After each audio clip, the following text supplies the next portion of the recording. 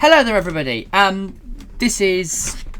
Right, I am Michael, and I'm joined here by Tristan, who is coming to do the fleet review for the Generations event.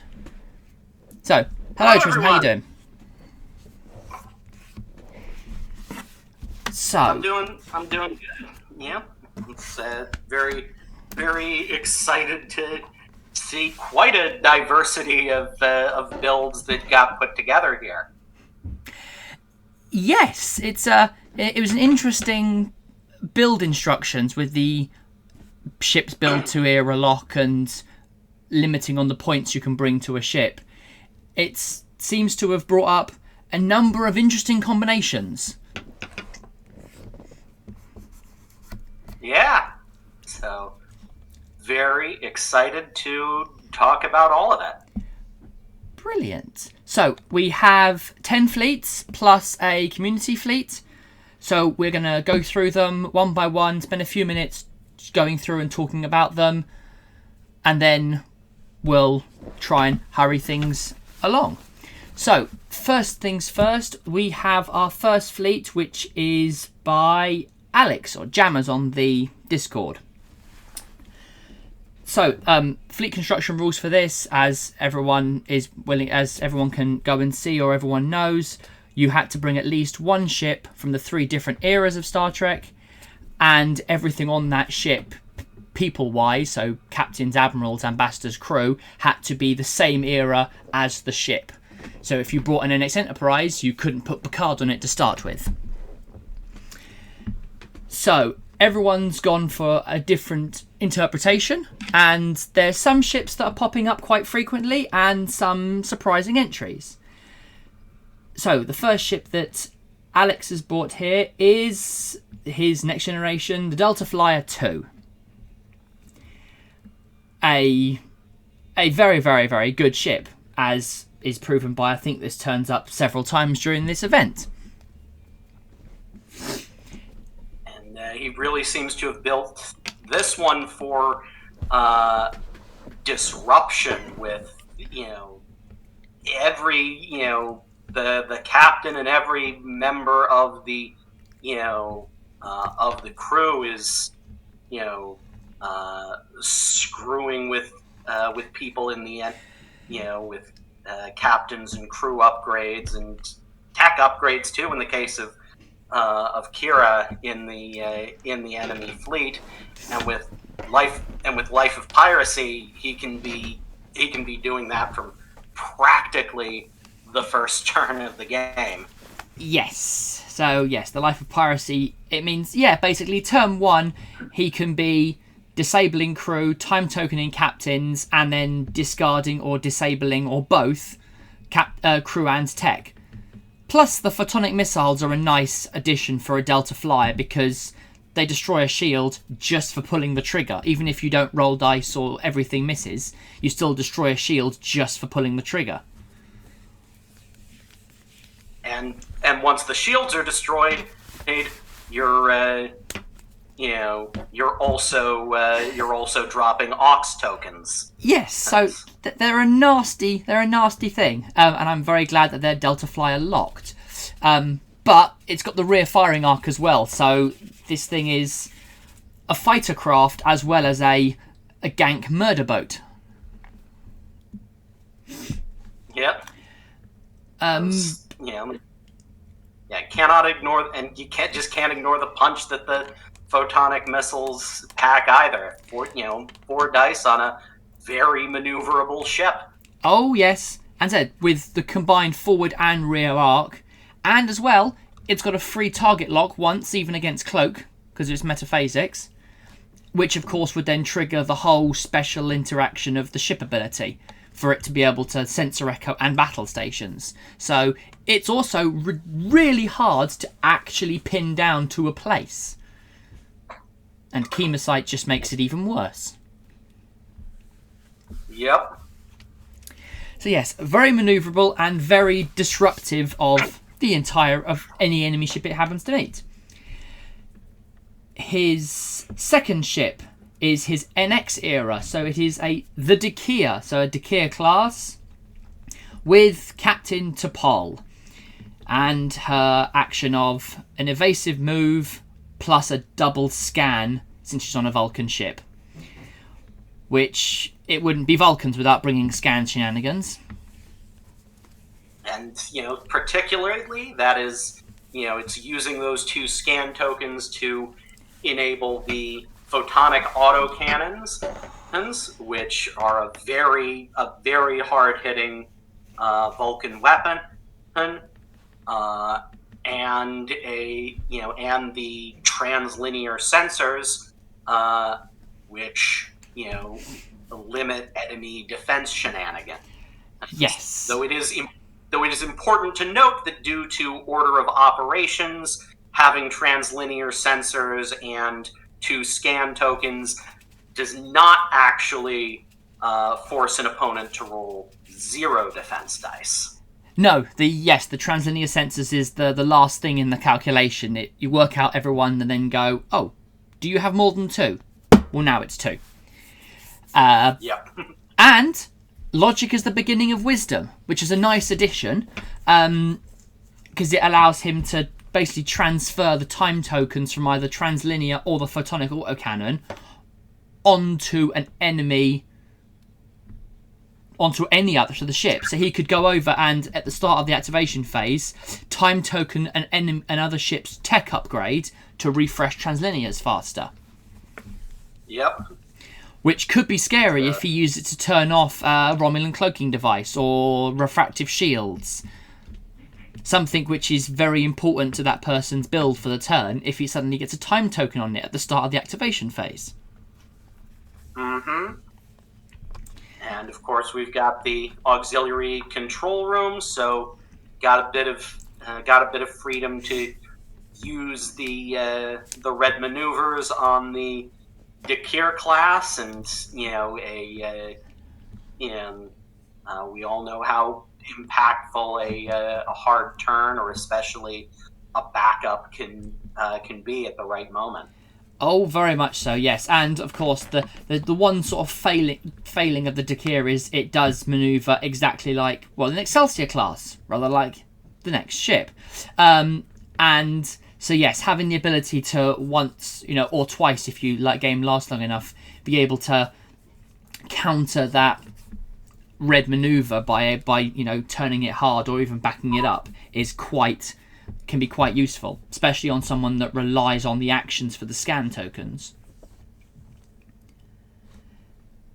Well, speaking of the Excelsior, that's the next thing. Oh yes.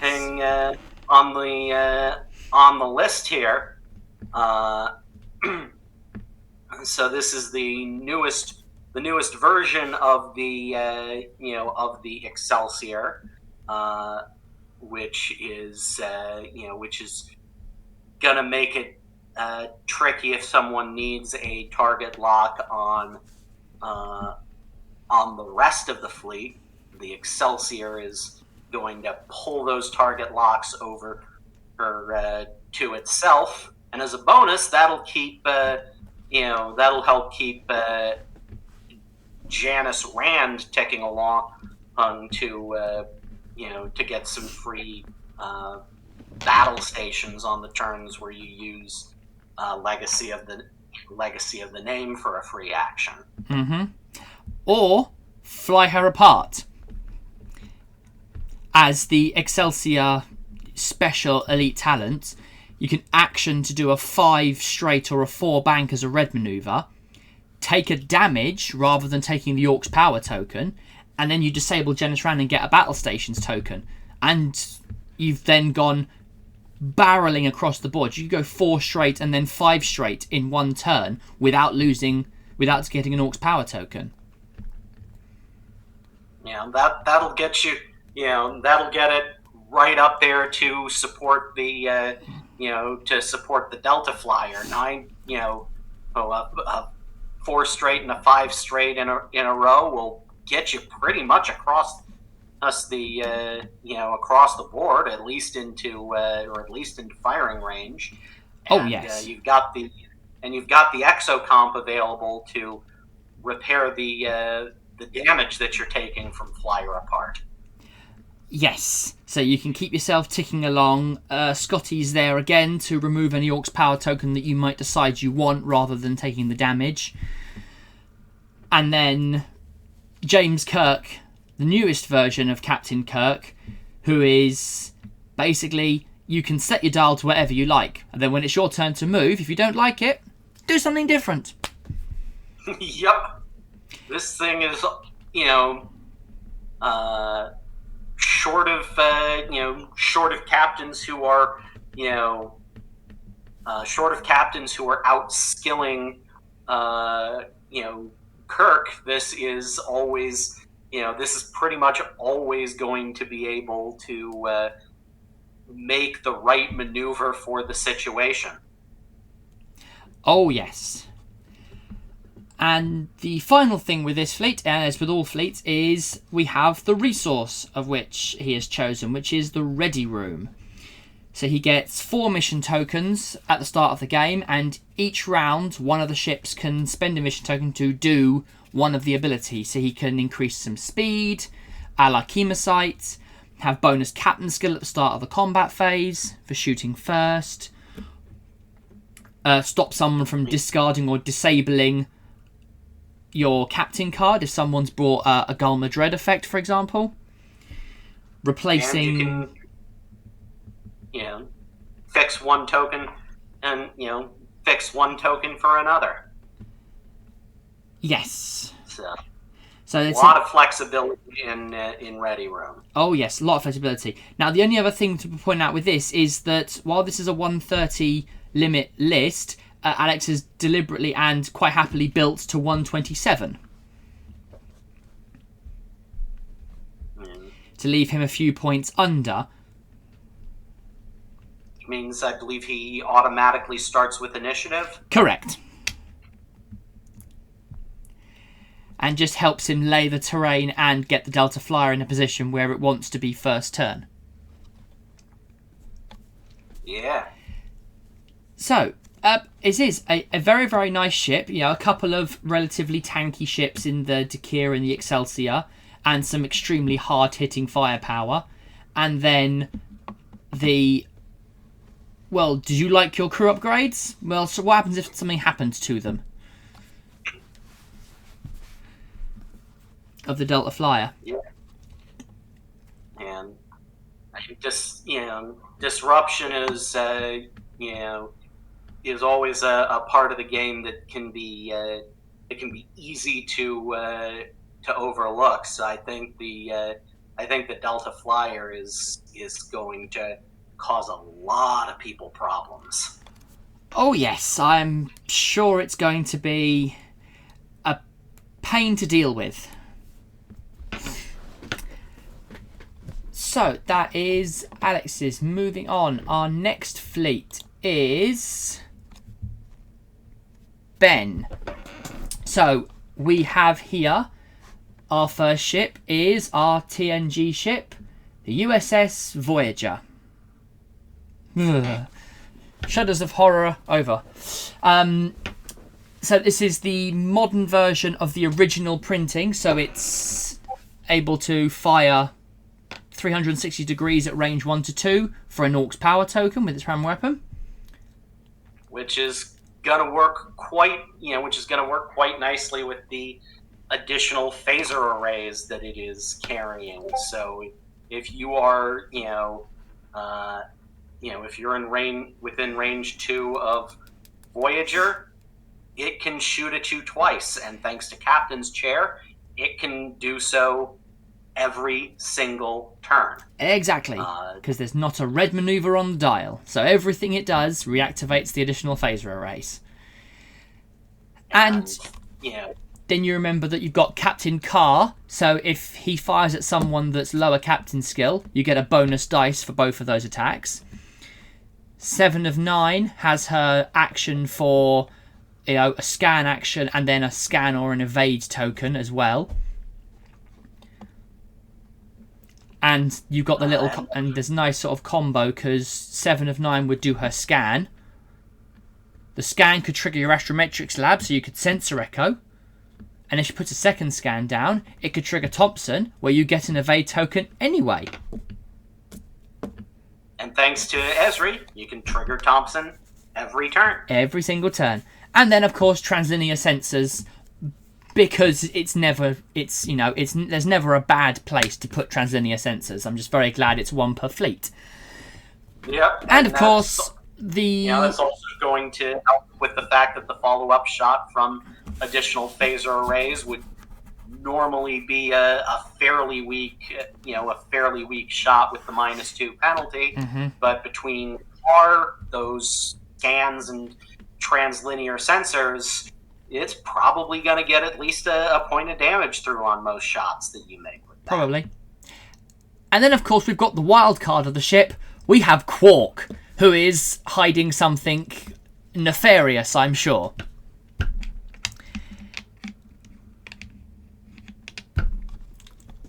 Yeah, who knows? That's always the sometimes you can guess what Quark has under him. I don't have an immediate guess looking at this build. No. We'll have to wait and see. It's going to be interesting, but I'm sure it's not going to be fun for whoever discovers that. And then we've got actually a second ship from the same era here, which only a couple people have doubled up on eras like that. But this is a very cheap ship, so easy to do. We've got Jarok's scout vessel, which can support other Romulan ships, and we'll see that there is another one momentarily by handing them free actions every other turn. And then we've got in command of the scout vessel, Captain Bokra. So as long as you're taking the scan action, you get +1 attack and +1 defense. And then you've got the disruptor beams. Oh, yes. So this tiny little ship can actually throw out 6 dice at you, which could do up to 7 damage because of the disruptor beams special effect. Yep. And it's got a scan token, so you'll lose a defense dice. But the very interesting thing here is that we've got the transporter room, which means he's probably planning to send the Tal Shiar subcommander, who gives you, who lets your evade tokens also make your actual evade roll better. He's probably planning to send that over to probably the other Romulan ship in the fleet. Probably, yes. I mean, there is actually... since it's the transporter room, which means you have to be able to send it over to a empty space on your actual upgrade bar. There's a spare space on both the NX era ship and the other Romulan ship. And I suppose also, once he's discarded Quark and used whatever Quark's got underneath him, there is a printed crew slot spare on Quark on the Voyager as well. Because Esri replaces a crew upgrade herself to Thompson. So there's a printed crew slot technically spare with Quark when he goes. But yes, the Roteg would be an interesting place to put it.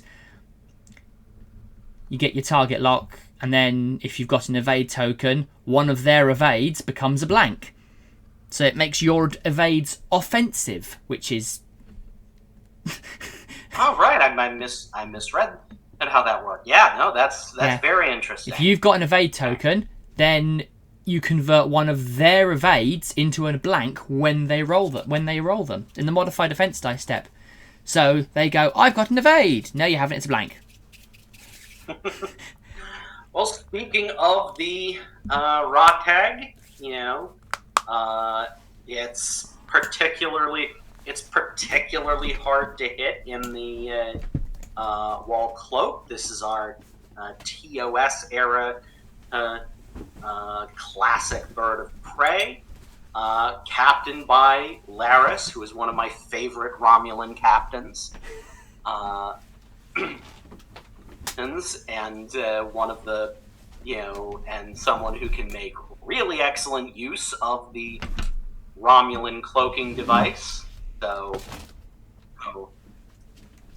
it is probably, so clearly the goal here is for it to be, cloaking every turn, sensor echoing with the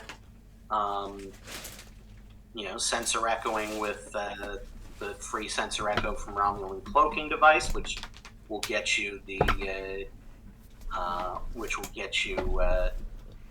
Alaris's bonus, and probably getting a free action from the scout ship, maybe a target lock to enable firing these these enhanced torpedoes, which hit pretty hard. Yeah, and that's the thing, because the Jarok scout vessel would go first at the lower captain skill, gives the free action to the Ratek, so it could do the target lock at that point, at which point it gets to move and then sensor echo, so by the time it gets to fire, it might be outside of the friendly range, so it could trigger independent for the point of conversion offensively and defensively.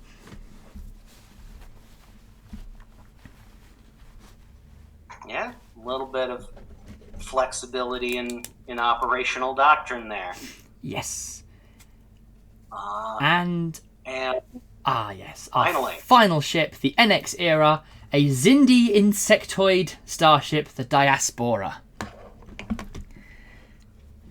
And it is equipped with refractive shielding.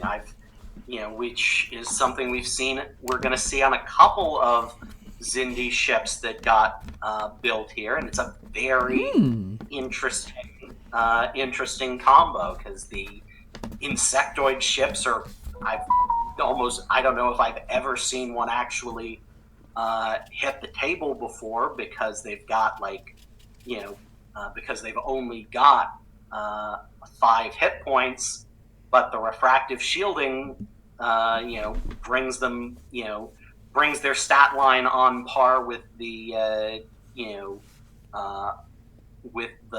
prototype, the prototype Romulan drone, and which is a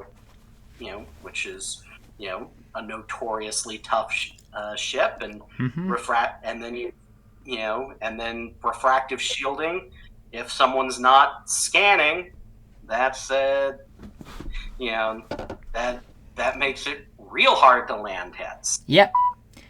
And then the offensive punch comes from Captain Degra. Only a 4 skill and 3 points, but a bonus dice when firing weapon cards. Unless it's a Xindi weapon card, then it's +2. Hence, the particle beam weapon, which starts at primary +1. 6 dice. Oh yes. Okay, so every turn out of this budget vessel. Yep. And since it's weapon card, even though it's got range 1 to 3, no range bonuses, so no benefit for being at long range when it decides to fire 6 dice at range 3 at you. Yeah, the Degra particle beam weapon combo is probably one of the most powerful things in the Xindi faction right now. Oh yes. I mean, usually, if someone's putting down Degra and that, it can either be something small like this, or usually you might see him in command of an aquatic cruiser to bump the dice up to 6 or even to 7 or even 8, or throw it on board weapon 0 and then it's got a passive 9. Yeah. And then, as we said, the resource for Ben here is the Captain's Chair, which, as we saw, is equipped to Voyager, which just allows him to remove a disabled token from one of the cards on his ship after he does a non-red manoeuvre. Which is why Voyager's a very good place for it, because there are no red manoeuvres.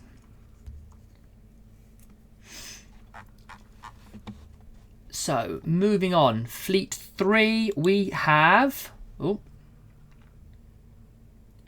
We have Dan. So, we're starting here with our NX era ship. And, since you mentioned it, we'll talk about the Prototype 01. So, the 3 stats across the board is very scary, especially for an NX era ship. Gareb for the captain, which borrows a captain underneath him. In this case, it's Shinzon for skill 9 and double talent for only 3 points. And Gareb, being a Romulan drone pilot, something he shares with all the people in command of these, cannot be affected by anything that affects captain cards. So he can't be killed by Gul Madred, he can't be disabled or time tokened, he can't be removed in any way, shape or form. He is the captain forever until the ship blows up. Which is, may not happen, because pairing 1 damage every turn as its passive ability. Yes. And then you've got a pair of talents for Outflank, a 1-time double token after you Sensor Echo, and Ambush Tactics for effectiveness of a battle station's token, plus the Romulan cloaking device, allowing you to... Which is what's enable him to use the Outflank. Oh, yes. So cloak the drone ship, and then not only does it have no red manoeuvres and a pair of white come-abouts, but it now gets a free Sensor Echo every single turn.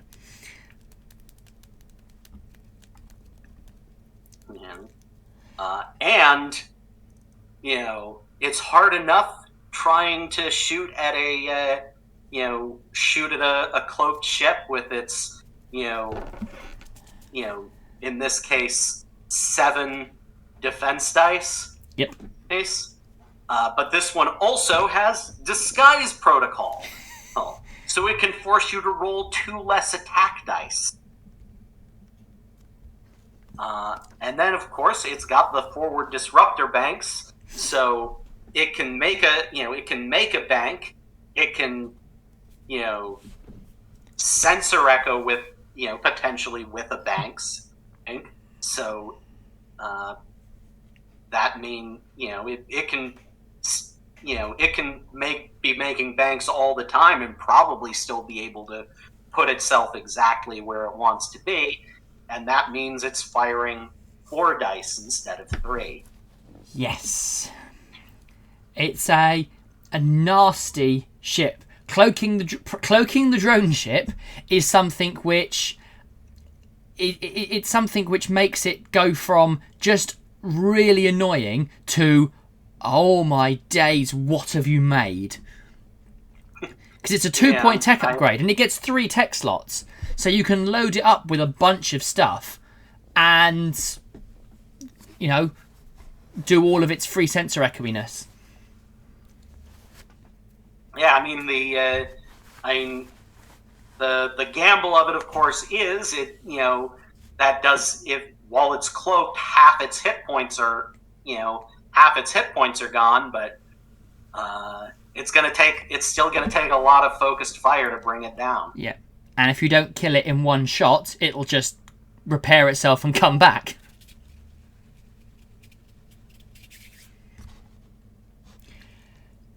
So, moving on, next ship is the TOS, the original series ship, the Enterprise A. This is actually the original version of the card because it's costed correctly, but obviously this ship a new version of it was brought out with the latest faction pack. So the new version of the ship will be used, but this is the one that's priced correctly at 22.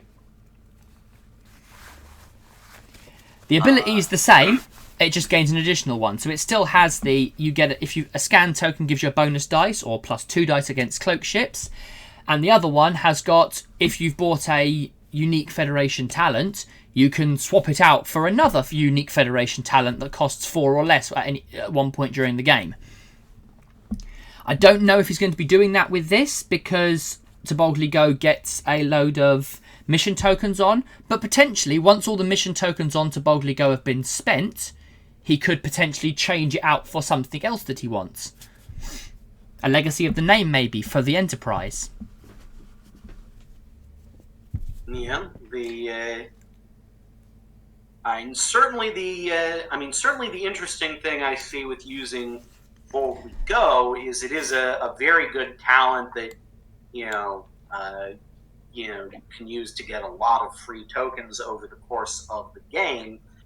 But as far as I can tell, the only thing that's getting him Aux tokens to remove in the first place is making red maneuvers. So it's gonna take some careful planning to actually get the bonus from To Boldly Go going off. This is true. It might be a bit of insurance against plethoras of Ferengi photon torpedoes or Verteron pulse traps. Because it works quite nicely. If someone's got something that hands them out, like Delta Flyer's photonic torpedoes, if you've got no shields and he hits you, you get an Aux power token. So it's, I suppose, yes, trying to trigger it yourself is difficult because you haven't got a way to force yourself to an Aux, but you've got ways to benefit from removing the ones you get given by the opponent. Which is something. Meanwhile, we've got Kirk in command, who is probably going to be using his action to place a scan token, since we've got a number of couple of upgrades in the ship ability that benefit from scan tokens, and then trigger Sulu for defense, which combined with Savick and with Planet Exchange, you can very easily be within range 2 of a planet almost all the time. Sulu and Savick together is going to make the a hard ship to hurt. Yes, it's going to give it a nice sort of shot in the arm for defense, with 4 shields, 4 hull, and it gives it 3 defense dice with a blank and a battle station conversion. So it's not going to go to a single hit. And then on the offense, as you said, we've got Type 8s giving it a 4th dice, tactical station for a periodical +1 or a one-time +2, and then graviton telescope or Mr. Spock. Now, because there's only the 1 scan token you're getting from Kirk, you'll be able to use one of these during the turn. It depends on what you want. If you want to make sure you get an extra hit in the graviton telescope, if you actually, if you roll lots of battle stations, you might want to use it to trigger Spock for the free conversions. Depends. If you do really well on the initial roll, you don't need Mr. Spock, so you can use it to trigger the graviton. So you've got some options there, but you would have to choose between the 2 of them, since you can't use the 1 token to trigger both cards. And it occurs to me, choose whether to activate the ship ability as well, right? Yes, indeed. Although I believe since it's a ship ability rather than a card ability, you can use a ship ability and a card ability with the 1 token. Yeah. No. I should probably make sure to get that clarified with the with the judges, because that's a very important distinction here. If you've got To Boldly Go going off, you can potentially use that. You can get 2 scan tokens from that.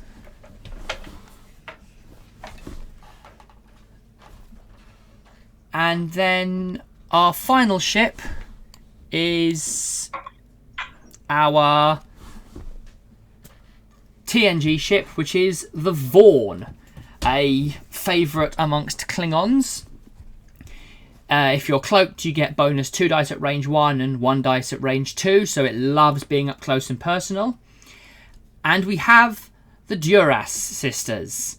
Captain Lursa for a free cloak or sensor echo, and then crew member Bator to allow a friendly ship to use her elite talent if they want to, which they've brought eye for an eye. So if you decide you want to go and hurt the A or the drone ship, then they can borrow that and do a crit to you if you when you just damage them.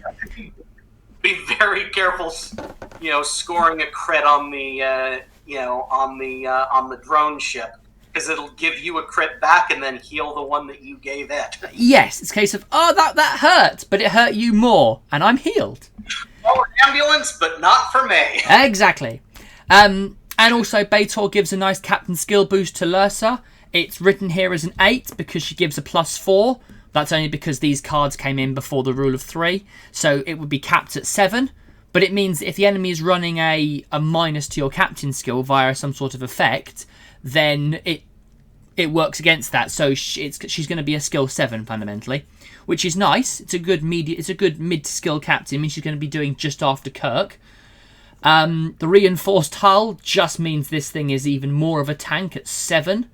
And a Klingon cloaking device to give it a bit of defensive conversion, or stay cloaked after it's made a smack. And finally, because of Dominion War retrofit, it's got battle stations on its action bar, yes, which means that Worf is letting it fire with truly perfect quality. Yes, it will be firing possibly a perfect shot will be 7 dice, 4 base, 2 for the ability of the ship, 6, and then 1 for range 1. So 7 dice with battle stations and all blank conversion. So it's got perfect quality for its action, because it's got its free sensor echo from Lursa. So it can free sensor echo every turn, just like a Romulan ship. Strange that. Just without the banking. And has the choice between putting the time tokens on Klingon cloaking device to keep itself cloaked after attacking, or just use Lursa to recloak next turn. Yes. So that is going to be an interesting ship, and I do like Bator there as the crew with that Lursa and Bator combo, because you can copy the talent for Bator, and it's especially when you've got something like Eye for an Eye, because it means that you've got to be very careful. If someone goes attack pattern Omega and I'm going to hand out a warp core breach, a guaranteed crit by using Tarange, all you're doing is guaranteeing you're going to literally shoot yourself in the foot. Yeah. This is certainly the heavy damage dealer. Oh yes. Here. And that 7 hull on is a monstrous amount. Yes. This thing is going to be just about as hard to kill as the Scimitar. Yeah, which for a cavort is pretty scary. A cavort with native battle stations, thanks to Dominion War. It's gonna hurt. So who do we have next? Number 4. We have digits. So we have our Enterprise NX-01. Modern version, so you can have Fed Prototype in addition to the enhanced hull plating, and you get to do Federation crew and captain actions even when you have Orcs power tokens, which is rather good because we've got a couple here. We have the second outing of T'Pol, only on this time, since she's on an X-class ship, after she's done her cool evasive maneuver, she gets to do a Federation crew action as a free action. And enter Malcolm Reed. Yep, which means convert a blank and a battle stations to each to a hit each time that you attack, and you're going to be making 2 attacks every round thanks to the phase cannons. Yes, and they're going to be 4 dice thanks to Type 8 and upgraded. Which, with Malcolm, that's, it's not perfect quality, but it's statistically very close. I mean, statistically, I suppose you're going to roll half hits or crits anyway. Actually, to be fair, on a pure average, it should equal a perfect quality. On 4 dice, you should get 2 hits, a blank, and a battle station. Of course, averages do not work in this game, and that means absolutely nothing when you actually roll the dice. But by the pure numbers, it should mean you rolling 95 plus accuracy. Yeah, and the NX-01 is a very interesting case under these rules, because we've seen a lot of the NX-01 in play over previous tourneys since it came out, because it's very easy to build it into something that hits hard and is very hard to deal damage to, and that's still true under these rules, but it's a lot less so, because some of the key things to the standard meta build for the NX-01 include a mixture of original series and next gen crew. Esri and Sulu. Yes, very much. Archer does a free action to do Sulu and Reed, gives you the offense and the defense. Esri allows you to use Porthos, and there's the whole combination, but it needs a combination. So this ship's still going to hit like a freight train and going to be about as slippery as an eel, but at least it's slightly tempered by the fact that it can't be unkillable. It can just be very hard to hurt.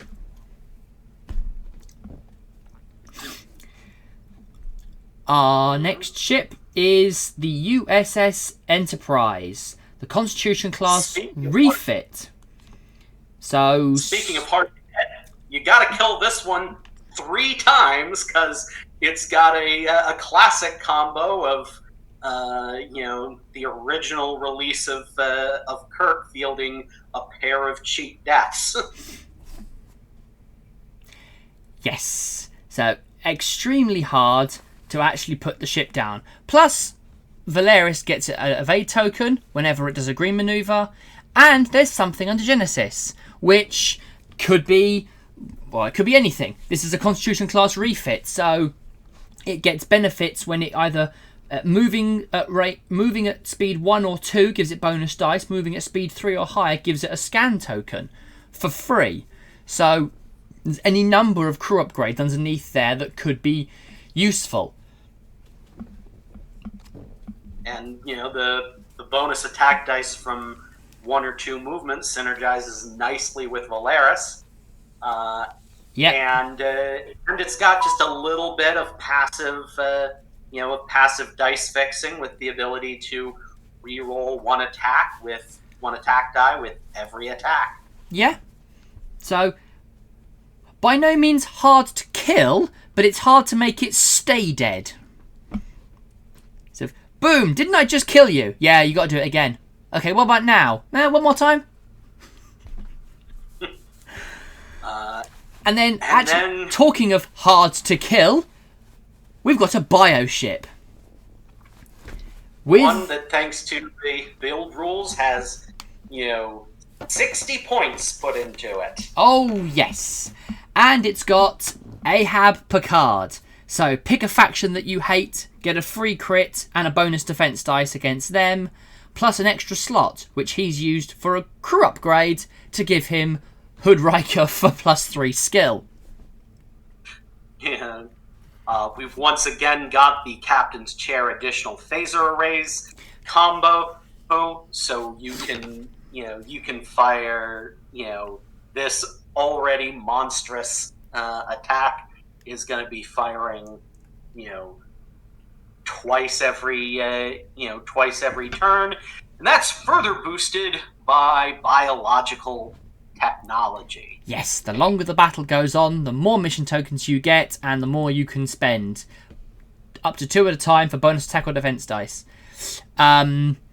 So, yeah, that's going to be a pain. And then we have our first instance of a set of Romulan cloaked mines. Just to be a dick, honestly. Yeah, just to basically go, oh, by the way, is my enormously powerful bioship that hates people scary enough? It's not. How about a mine-laying bioship? Oh, for God's sake. So yes, we've got 3 ships that are, through various reasons, quite hard to kill. We've got high toughness bioship with bonus defense dice. We've got repeatedly coming back. We've got necromantic enterprise, and then we've got the enhanced hull plating and re-rolling defense dice of the NX-01. So 3 ships that, while they're not the most dangerous in terms of the pure power they put out, their potential... Aside from the bioship. Aside from the bioship. But remember, it's 6 dice and then 4 dice. There's no battle station, so it's relying on a target lock for quality, which is nice quality, but only works for one of those 2 attacks. Could go up to 8 and 6 if it's got 4 mission tokens available.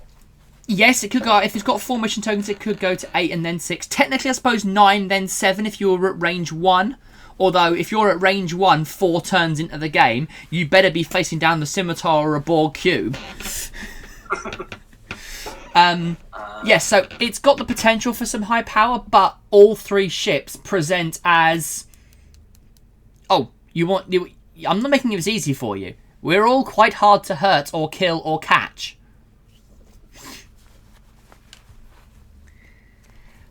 Yeah. Okay, so our next one we have is Fleet 5. Halfway through, we have Don. Now, this is our 5 ships. So this is one of our largest fleet submissions for this event. And we've gone for a spread of ships across the eras. So, speaking of the Scimitar, we have the Scimitar with Captain Shinzon and Romulan cloaking device. We don't really need anything more on the Scimitar. That's pretty much it, as that's pretty much a terrifying ship all on its own. Yeah, free sensor echoes, battle stations on the action bar, and Picard level double action at skill 9. Not a lot, and permacloak with the Orcs power token. What more do you need? Yeah, and this is truly pure swarm build. Everything here has at most a captain and an upgrade. Yes. So our next one is the ISS Avenger, the Mirror NX, with Mirror Jonathan Archer and the Mirror enhanced hull plating. Now, because only the Federation one was changed to the construction upgrade, this one is still the valid one if you want to use for a different class of ship. So it works in pretty much the same way, but this one is only 1 defense roll per round, rather than the modern construction upgrade, which is every time you defend. Yeah, but this one, this one's going to be auxed all the time, so it's not going to have a lot in the way of quality, but thanks to its ability, it is going to be firing 2 attack dice every turn, and if it rolls a crit, it can use Archer to turn that into 2 hits instead. Yeah. So it rolls plus 2 dice, so it could be rolling 4 or even 5 dice at range 1, and a crit can basically be converted into a direct hit during the compare results step. So it's going to be orcsed into next Sunday, but it's got the potential for some damage. We have a second NX class ship, the Prototype 01, second outing for it, but captained by Jamal, Shran's girlfriend, later wife. And again, she, just like every other Romulan drone ship pilot, she cannot be affected by anything that affects a captain, so she's immune to being ganked herself. And she's got a nice action to pick a enemy ship at range 1 to 2 and make it lose 2 attack dice when it fires against her. So if she's getting barreled down upon by somebody, she can go less dice against me. It does have to be in your firing arc to do the action, and it is only if it fires against you. But even if that's a bit of a deterrent, it might be, oh, I don't want to fire at you, I'll lose dice, I might fire at somebody else, and it keeps her alive for a bit longer.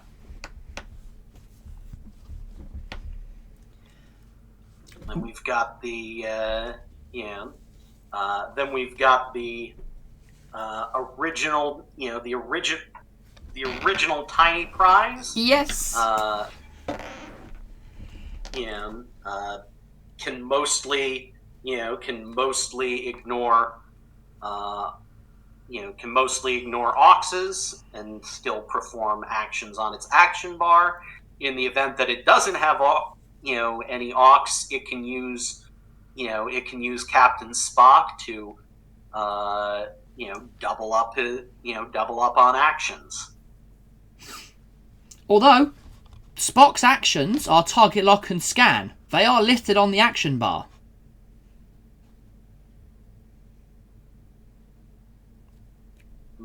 But they do come from. They do come from the card, yes. So obviously you would have to say perform a scan or target lock from your action bar as a free action. True. For him to work while the ship was while the tiny prize was under Aux. True. And also, if anyone brings an ambassador, which we haven't seen yet, you can cancel the negotiations and change the effects if that comes up. And our final ship is the ISS Enterprise, so the Mirror Tiny Prize, with a generic 1-skill ensign in command and a set of photonic torpedoes. And the ability of the ship, if you fire at someone you already have target locked, you get a bonus dice. And because of the way that works, when you fire the photonic torpedoes, you have them target locked because you have to fire them, so you would get 5 dice with them. So that's not a bad attack. You don't get any quality, but you do get 5 dice. Yes, I mean, we've got, on everything but the scimitar, we've got, middling quality, to decent with the, decent with the tiny prize, but it's a lot of ships, and they're all throwing out like 4 or 5 dice, and then the scimitar is just monstrous all on its own. Yeah. So that's going to be. It's going to be interesting to fly against because it's going to be a lot more ships than people might have been expecting. I think everyone's sort of built, or most people have built to the 1 ship from each era as that. But obviously Don's gone for slightly more of a, as you say, more of a shotgun effect. If I throw 5 ships at you, I'm gonna get something. And I'm banking on you don't, you're probably, you might not be able to take out this many ships faster than they can land just enough damage to fuck you up. Nope, that's true. So it'll be interesting to see. So that is Don's number 5. Number 6, we have Jacob. And we have 3 ships that... Okay, the first outing of 3 ships here. We have Kiana Prime, the Krenim weapon ship. Which is now an independent flagship, meaning it gets battle stations as a free action every round. And gives extra defense dice to to friendly rest ships of the fleet nearby. It's then got Cal Hudson, because if you're an independent ship, you bring Cal Hudson for the discounts to make sure this thing is actually remarkably cheap for everything that's on it. But then we have Tarange there, so when Cal Hudson's done his work, you can feed him into the torpedo bay. Yeah, and of course, the thing to watch out for with Tarange is that first crit is added during the deal damage step. Yes. Which means that even if you completely whiff your shot, you can guarantee a crit, even so that'll get through enhanced hull plating thing. That'll get through cloak. That get through all sorts of the only thing that can stop Tarange from dealing a crit to you is actually canceling the attack. Yes. So when Kiana Prime there fires at you with either its main weapon, its dorsal phaser array, or its full powered phaser barrage, even if it does nothing on the dice rolls and you manage to evade everything, you're taking a crit. And then Tarange will become the captain, and he gets a bonus crit every time he fires at someone with a higher captain skill. We've got another outing here of refractive shielding for a bonus shield and agility, and temporal shielding, rather appropriately for the temporal weapon ship, which knocks off additional time tokens off of cards, full power phaser barrage, and it means people can't ignore your shields with weapon upgrades. So no polaron beams, no ignoring shields with transphasic torpedoes or anything like that. Chronoton torpedoes. Yes. And then we've also got Quark, who is hiding something.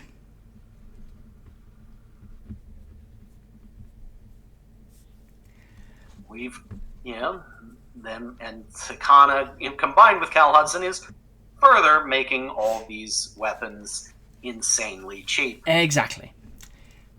Right.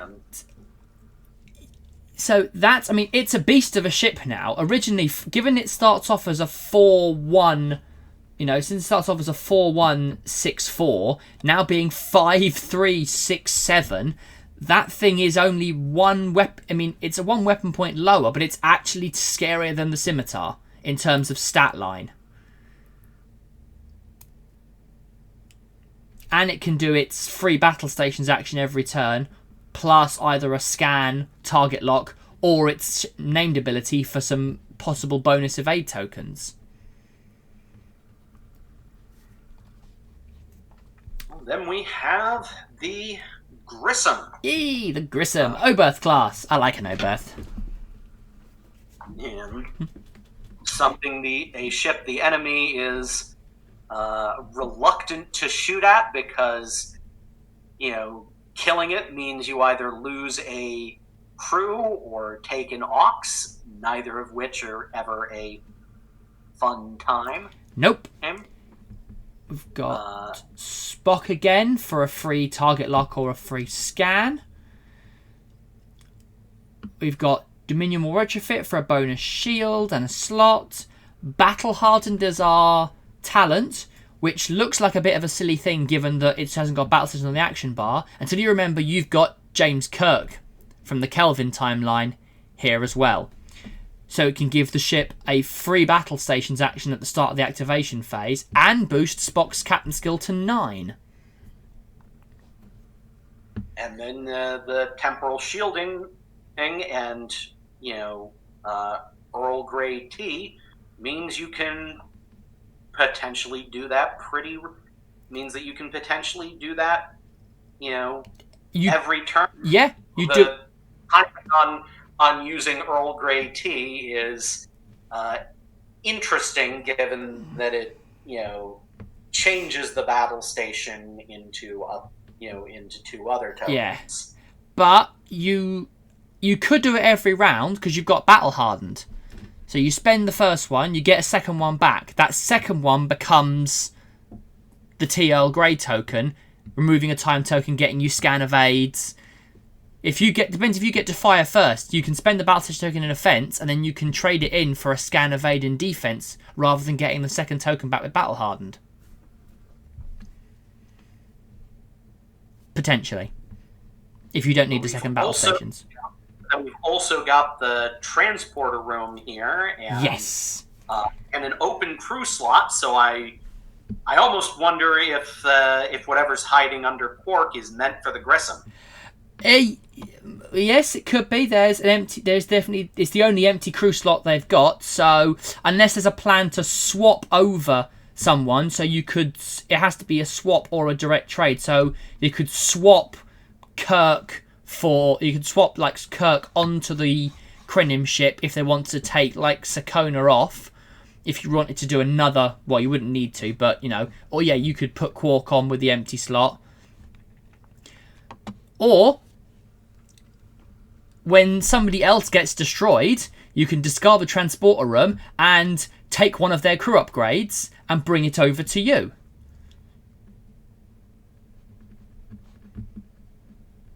Again, that may not happen because you've got Turan, she's probably going to be a captain by that point, Sakona, and then obviously Quark. But yes, so there's a flexibility there.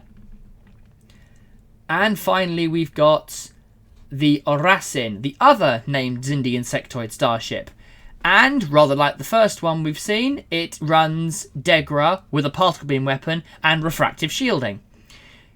It also brings, however, our Admiral, Kayafat Amansor, for a bonus attack and defense dice when used on the Xindi ship. Improved deflector screens to make this ship even harder to hurt. And dishonorable tactics, which can work nicely with Kayafat Amansor, so you can use his action and then use dishonorable tactics to still get quality on your 6-die shot, probably targeting Sakana, since once the game starts, she's not actually doing anything anymore. No, that's true, and you can disable Sakona for a reroll, and then discard her to reroll them a second time. So with effectively a double target lock, that's a possibility of quite a nice shot. Could be 7 dice if you use Kayafat's action. So yes, that's got some potential, and it is even harder to hurt with the improved deflector screens cancelling one hit or crit every time it defends, as long as its shields are still up.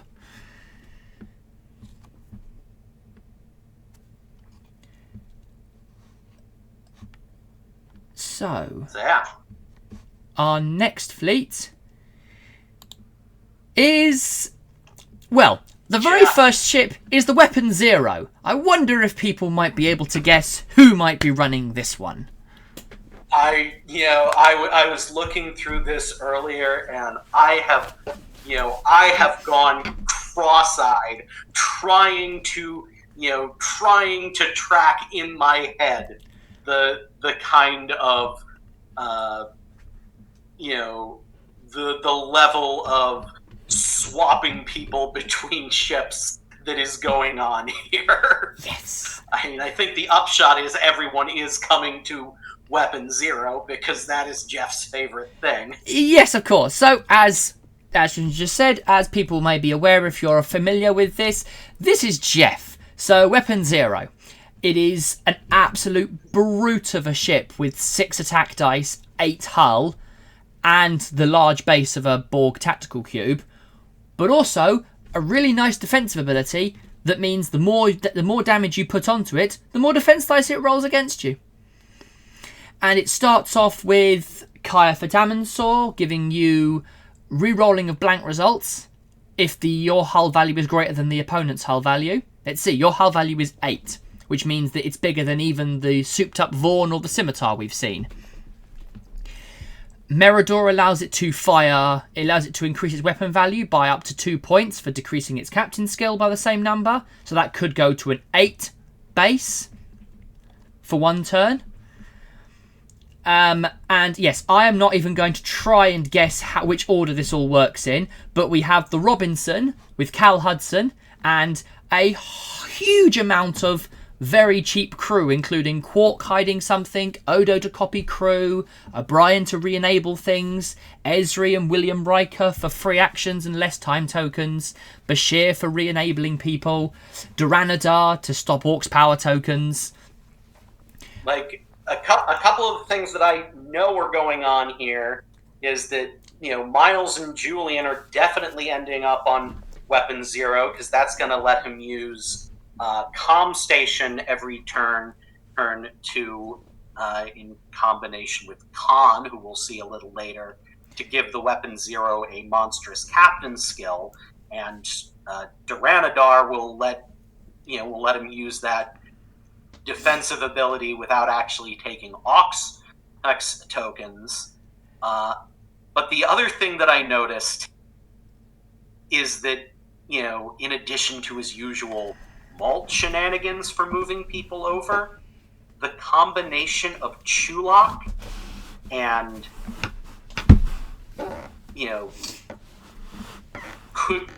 Chulak could be used with portable transwarp beaming device. I don't know if that to get someone to a different ship. I don't know if that's going to happen, since portable transwarp beaming device is one use. He might just be using Odo to copy Maltz to do that. But that could be in the cards here. Very much so. Yes, and Meridor Gornail also, just to make the Robinson a bit more powerful. Once it's become an empty shell of a ship and it's just a hull, then yes, Meridor giving it a bit more of a punch. And then, as you said, we have Gen Khan. So, no faction penalties, and you basically go, what's the highest captain skill on this board? Oh, it's you, Mr. 11. Okay, I'm an 11 then. Oh, and then +2 for Admiral Pike. So this is the best captain on the board. And always will be. I think Sulu here might be the one person who is staying on their original ship, because once all the beaming effects happen, the Grissom's only job is to stay alive, so that Weapon Zero can keep having Khan's captain skill. True. And remember, there's also a crew hidden underneath McCoy, and crew hidden underneath Genesis Effect. And because we've got Admiral Pike from the Kelvin verse, when McCoy has revealed his crew, I could probably see them using the action to flip McCoy over to his other side, where he's captain protection. And him and Esri together on the same ship means that the captain... Oh, you discard the captain. No, put 1 time token on the captain and 1 time token on McCoy. So that's... Or to stop you from disabling the captain, you put some time tokens on McCoy instead, which again, once Esri and them are together, that basically means that you can't mess with the captain on board the ship. But yes, I could see probably Sulu staying on the Grissom, and the Grissom then hiding somewhere going, please don't shoot me. I mean, it's actually got to stay in, to use the comm station, it does have to, stay within range 2 of Weapon Zero, but with, between the Grissom's native agility and Sulu, plus the fact that you're heavily discouraged from shooting at it by the ship ability, that would probably keep it alive. Probably. But yes, there is, and as we've already said a few times, we have Maltz here.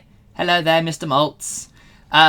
Who I think the maximum I've seen is Jeff use him 4 times in one game. Use him, portable transport beaming, Odo copies, he does him again, Maltz does him, and then Beverly saved him, and then finally Maltz does himself again for the final time. And we can move a total of, I think, said about between 9 and 12 crew upgrades from one ship to another, and back again if necessary. Yeah. Because, who doesn't like Maltz? Weapon Zero and Maltz are Jeff's trademarks. He is very made in art from both. Oh yes, he has turned yes, he's turned it into a fine art of, oh dear God.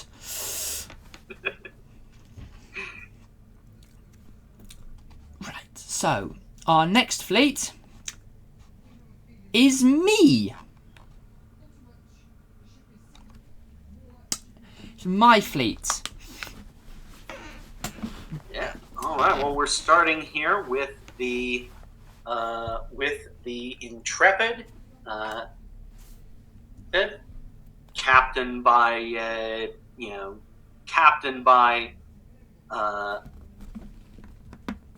James T. Kirk. So right away I can see the that you activate.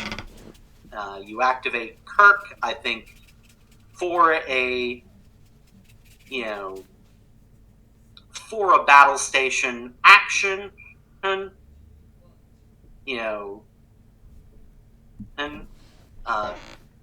turn maybe turn that into a scan and an evade with Earl Grey tea to keep your full power phaser barrage going. Sulu activates and giving you a target lock and a battle station, and then MRES makes sure that Sulu stays enabled because of the battle station, and you use the Intrepid's free action and for another scan and an evade, and you've got use of both detection grid and graviton telescope. And then and then you've got attack pattern Omega to up a warp core breach on someone at an opportune moment. Yes, basically, yes, you said it exactly right. By the end of it, you get battle stations, double scan, double evade. Pretty much every single turn.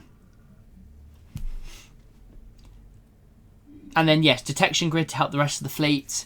Graviton, just because Graviton tacks on in the deal damage step. And the full power phaser barrage, if in the during the deal damage step, if there's at least 2 uncancelled damage, you roll 3 more dice. They've got the same trigger time, so I can trigger them in any order I like. So I can disable the Graviton, add a hit. Now, full power phaser barrage goes, how many hits do you have? 2. Now I roll my 3 bonus dice. So it helps make sure that the hit goes through and carries over the exploding dice result.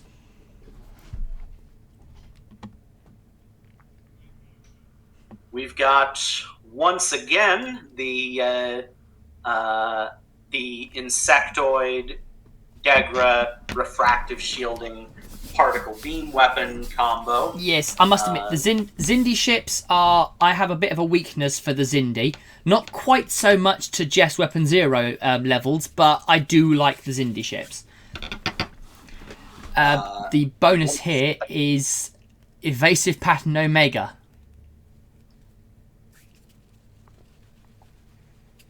And the Romulan cloak, which is an interesting combo with refractive shielding in place. Yes, but actually it's there entirely not for the cloaking part. Evasive Pattern Omega. If I can be shot at and I haven't got a shot, I can disable it to perform a sensor echo action, which can be a bank sensor echo because of the Romulan cloaking device. Very nice. And along those roughly the same lines, the Delta Flyer Mark II. Again, another outing for it. We have Hathaway Riker. When he's on a small ship, he does brilliantly. They don't come much smaller than the Delta Flyer.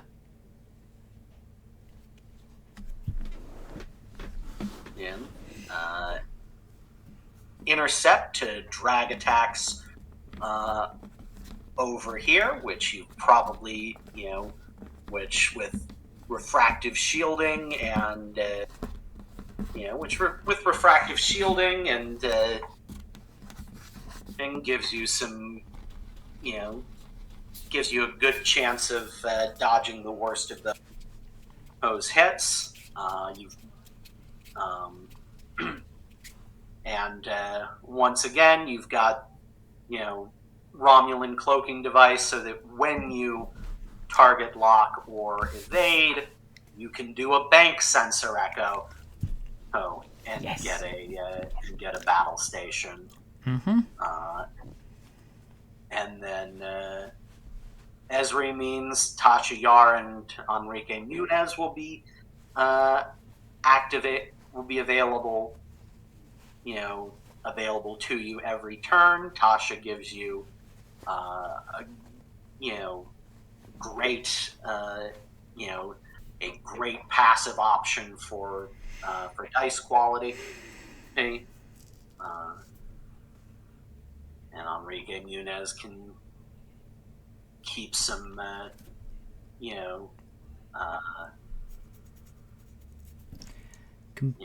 borrow tokens from a friendly ship. So the Intrepid that gets a ton of tokens, when the Delta Flyer needs it, Enrique can go, do you mind if I just borrow this, sir? And to help me out with that, I've got Protocol as the resource. So once per round, one of my ships can either place 2 evade, scan, or battle station tokens when I do the action, or if I want to cloak, I can put the token on my next to my ship rather than on the ship base, which means that it counts as being deep cloaked, so it stops me being target locked for that round. Or I can sensor echo using the 3 sideways template as well, so that if I haven't used it for anything else, when either Evasive Pattern Omega or the named ability that Flyer trigger, they've got 1, 2, and 3 straights, 1 and 2 banks for options. So good luck pinning these guys down. Yes. Is the upshot. These are the Insectoid and the Delta Flyer, both highly maneuverable, and the Intrepid, when it gives itself the extra scan and evade, it's also handing it out to one of them. Yep, makes them even harder. So after me, we have Scotty. So we have a faction. We have a very nearly faction pure list here. We have Romulans, and some more Romulans. And to start out, we have the Belloc, probably the hardest of the D'Deridexes to hurt, because it's not only getting the general cloaking bonuses, but it can re-roll any of its defense dice while it is cloaked. Yes. It's also the Romulan flagship. So not only does it get a free sensor echo without having to have Romulan cloaking device on board, it means all other friendly Romulan ships at range 1 to 2 get fundamentally a free target lock whenever they attack. And with flagship, Dominion War, retrofit, tactical superiority commander, and additional weapons array, what is normally a 3 dice primary weapon is a 7. Goes up to 7. And of course, we've got Shinzon here, so it can, cloak sensor and sensor echo and battle stations. Yes, from the very beginning. So that's terrifying. In support of that, we have the TOS era, the IRW Talon. So this is the Romulan D7. with Captain Laris again, and the Admiral for Liviara Sharvanak, allowing you to cloak and then another action on your action bar as a free action. It has got the Romulan cloaking device to give it a free sensor echo, and use the bank templates. But the Talon's named ability, at the start of the turn before you reveal your dial, if your ship is cloaked, it must either perform a one straight or bank or sensor echo. So it gets a choice of possibly bank sensor echoing before it moves. So this thing is possibly the most manoeuvrable and agile ship we've seen, because it's got the potential to sensor echo either before it does its dial move or afterwards. Speaking of which, with the aft disruptor emitters, it doesn't matter where it goes. Once it lands, it can still shoot. It can still shoot 3 dice at you, which becomes 4 with Laris. With Laris's ability. Yes. It's also got decoy, which is a nice defensive thing, probably getting rid of the aft disruptor emitters. If someone decides to shoot at you and they're going to be painful, you can make them lose 3 dice. And Nanklus. When it's got action spare in the right moment, Nanklus to say, you don't get defense dice this turn. Every hit I roll against you is going to damage you. Yes.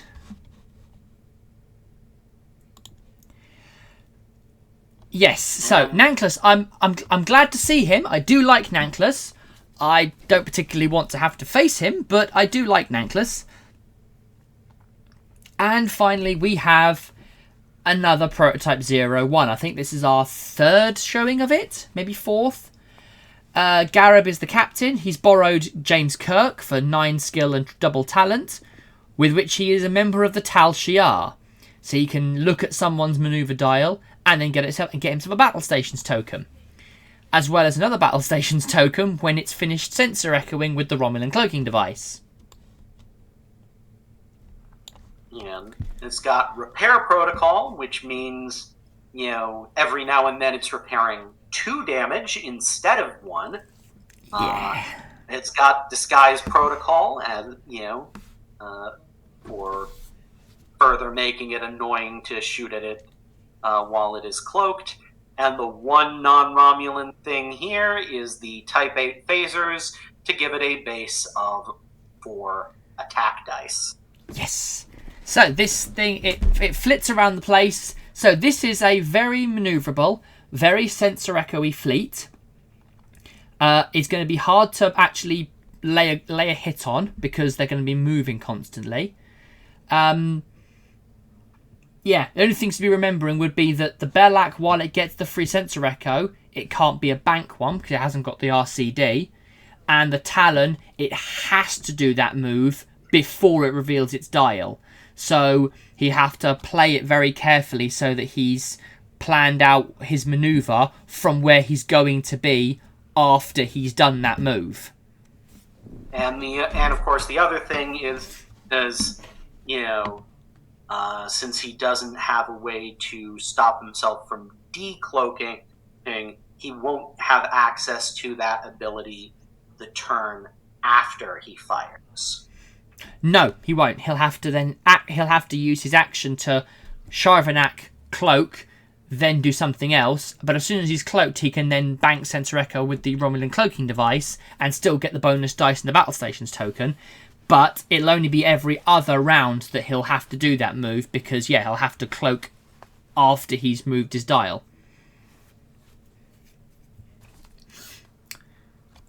Okay. And our final full fleet for playing and submission before we get to our community fleet is Stuart. I think this is his very first time actually joining in and playing in one of our tournaments. He's here for a lot of ideas and does a lot of attack wing play, but this is his first time joining a thing. So he's decided to go for a fleet which I am proud to say I have never ever seen anyone make a fleet like this before. I don't know if that's a good thing or a bad thing, but...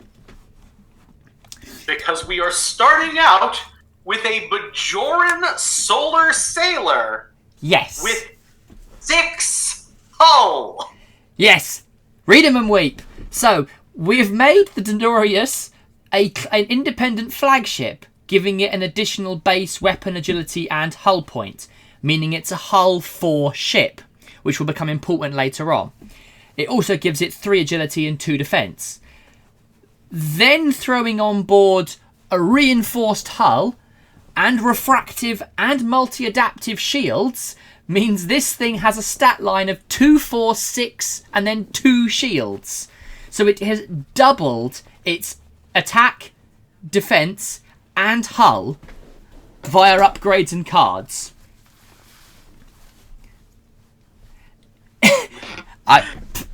Yeah. Okay, we have Cal Hudson because you've got upgrades. You need cheap upgrades. Because the flagship gives you a talent slot, we've got Ibex Dynasty. So if someone does try and kill the tiny, fragile, giant chunk of a ship, he can go, nope, and just cancel it by getting rid of that and the particle beam. And then he's got the dorsal phaser array, so, it can fire 360. Even with all the upgrades, his primary weapon value is only 2, so he can just fire the dorsal phaser array every turn for 3 dice. Yep, and he gets a free scan action every turn because of the flagship gives him a free scan action every turn. So it's 3 dice with a scan token.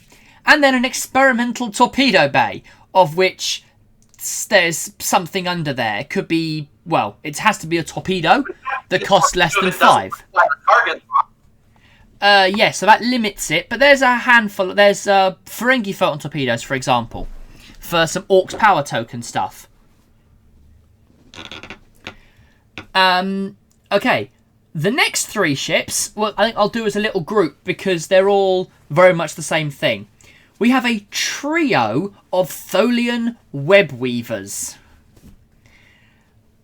They are all armed pretty much the same, with a captain that has a talent slot for Life of Piracy and an energy web. With, I am assuming, the intention of deploying somewhere towards the enemy deployment zone and carpet bombing the board with annoying web tokens. And then one more Tholian ship that's meant to, that's probably meant to just hang back because the web tokens only go away when the last Tholian ship dies. So one tiny little 8-point ship that hides in the corner and goes, "Don't shoot me, please don't shoot me." And I mean, the webs are a powerful thing to use. Their area effect, their area denial, because they're an obstacle. So if you crash into it, you have to roll 1 dice for every 2 webs on the board, rounding up. So after the end of round 2, there could be 6 webs on the table. So you crash into it, that's 3 dice. Next turn it'll be 4 because you'll have 8 tokens, and so on. And not only that, because they're obstacles, they ignore all defenses. You can't roll defense against them unless you've got navigational deflector or something that counteracts obstacle damage. So you fly through it, you're rolling a bunch of dice. Even if you're cloaked, you suck it up. And because they're obstacle tokens, you're not allowed to sensor echo through them to avoid them. So it could turn the board into a bit of a maze, which should be quite fun to watch.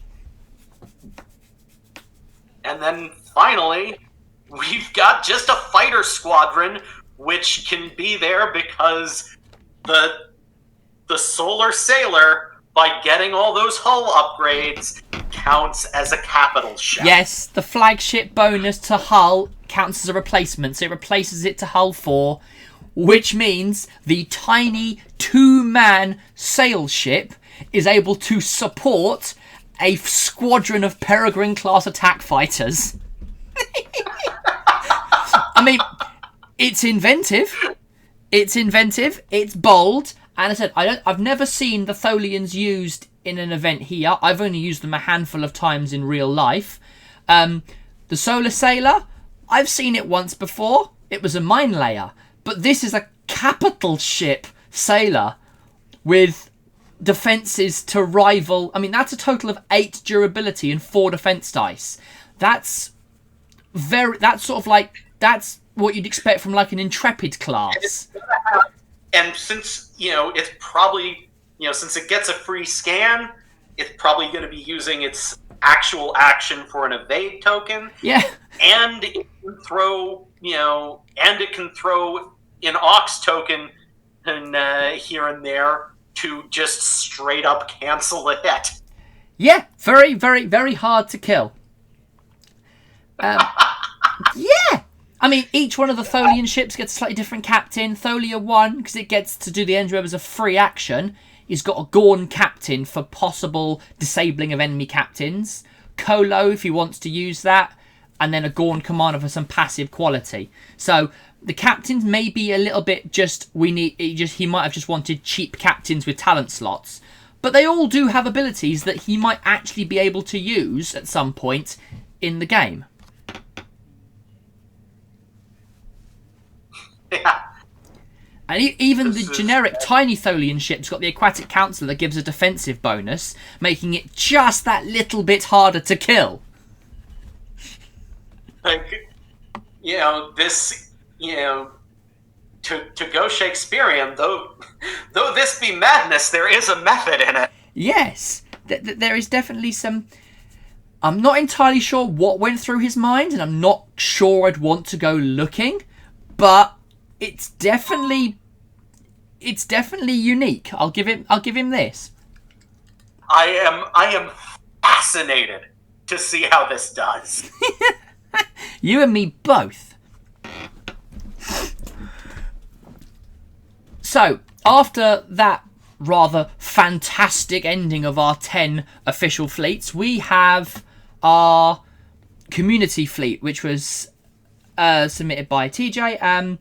This is a fleet that's going to has no assigned games, but it's on standby in case there's scheduling issues, someone drops out, someone's unable to meet their thing, to make sure that everybody else still plays the same number of games.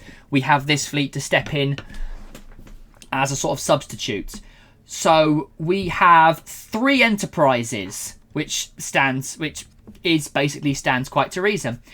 We have the Enterprise A refit. Again, so second time we've seen it, if you've got a scan token, bonus dice, and you can swap out your elite talent for a different elite talent. Animated Kirk, very popular, to do Sulu as an action as well as getting tokens. Tuvok disables for a scan, and then the battle stations from Kirk re-enables him with MRES, so it's a little extra combo there, and then 2 bonus dice with upgraded and Type 8.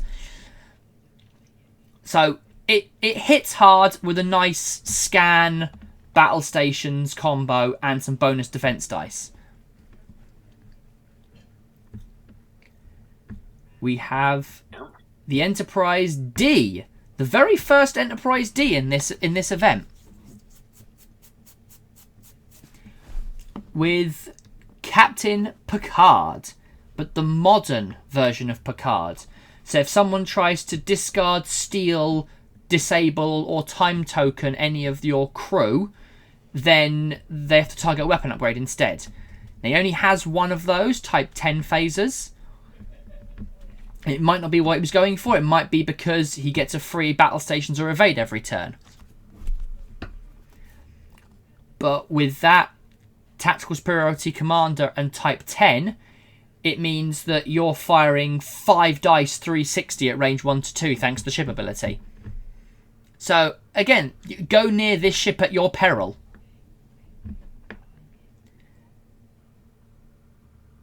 Especially with Data repairing 2 shields a turn on it. And someone else hidden under Genesis effect. Yes, again, which could be... It could be anybody. I mean, it could be someone to boost the offense. It could be something like, said, Tasha for some bonus offense. It could be an Esri to make Data refresh more often, but you've got T for that. It could be... There's no point in guessing. This is the next generation era. It could be literally dozens of people. And we finally have the NX-01 with the talent of the captain's chair. Again, you do a white or a green, you re-enable an upgrade, which is it's being used as a substitute for Porthos to keep Phlox, kicking along, keep Phlox going along. Because Archer will do his action, which will trigger T'Pol and Reed for bonus skill, a scan, and some conversions. You'll disable Phlox, and then Captain's Chair triggers next round to re-enable Phlox, and you can do it all again. Yeah. But also, calculating for skill 10. Skill 12 with T'Pol, in fact. Yes, it is skill 10, and then you would bump it up to a 12 for that one round. For the combat phase of that round, you'd be firing at a 12, which is a really nice one-time thing. Plus, double firing 4 dice, again, thanks to upgraded and Type 8 and the phase cannons. And then Rivers, because Rivers is cool. Discard him when you suffer hull damage. You take an Orc's power token and you get to heal a hull. So provided you survive the hit, you then repair a hull damage after you've survived the hit. Which, with enhanced hull plating, is a very common occurrence for the NX-01. And again, Orc's power tokens, lots of them. But you can do your captain and crew actions without needing Orc's power, without requiring. And all of his quality and stuff comes from crew actions. None of it's action bar. So he can Orc's power token to his heart's content. He could do a red maneuver and then still do Jonathan Archer, T'Pol, Reed, Phlox, the whole series.